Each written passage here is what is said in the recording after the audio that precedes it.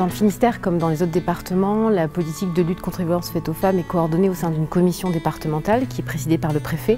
Et grâce à cette commission, on peut mettre en place des temps forts et des actions sur le long terme. Dans le Finistère, il y a déjà beaucoup d'actions qui sont mises en place concernant les femmes victimes de violences.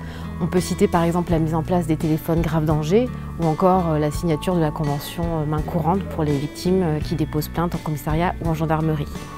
Au-delà de ces actions, on essaye aussi de mettre en place des séances de formation pour les professionnels et les bénévoles. Aujourd'hui, on a organisé un colloque à Sker, donc avec Quimperlé Communauté et avec l'abricotier du pays de Quimperlé. L'objectif, c'était de mettre en lumière les bonnes pratiques déjà en place dans le territoire.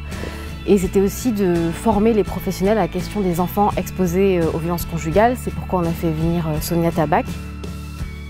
On sait aujourd'hui que les enfants victimes de violences conjugales développent beaucoup de symptômes, notamment des troubles au niveau du comportement, des troubles au niveau de l'apprentissage scolaire.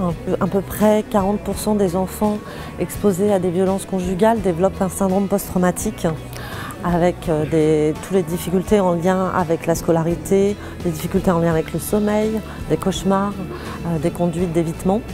Ces symptômes sont associés aussi à des troubles au niveau de l'attachement, ce qui est quand même le pilier pour les relations sociales et les relations amoureuses en grandissant.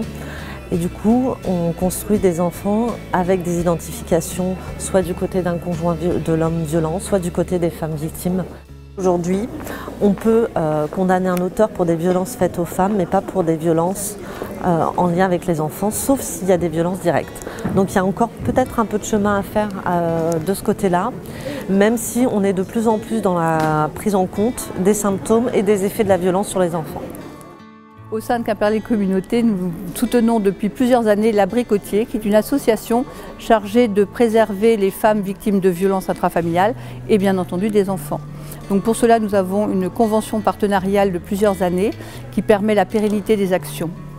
Grâce à cette association, nous avons mis en place la possibilité pour ces femmes et ces enfants de bénéficier de plusieurs services, et notamment des services au centre de loisirs, des ALSH. Nous en avons 4 sur la communauté, et les enfants peuvent venir gratuitement lorsque leurs mamans vont faire des démarches très particulières auprès des juristes ou de la gendarmerie ou de l'hôpital. Nous avons aussi, avec le réseau d'assistantes maternelles, la possibilité d'accueillir des très jeunes enfants pendant que les mamans sont occupées, toujours pareil, sur leur démarche ou ont besoin de souffler, parce que ces femmes-là ont aussi besoin de souffler de temps en temps.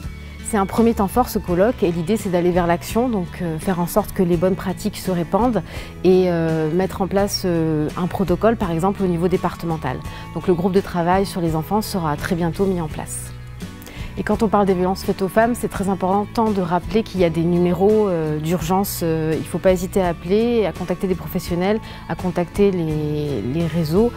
Donc je rappelle qu'il y a une petite plaquette départementale qui présente toutes les structures qui sont implantées par bassin de vie dans le département du Finistère.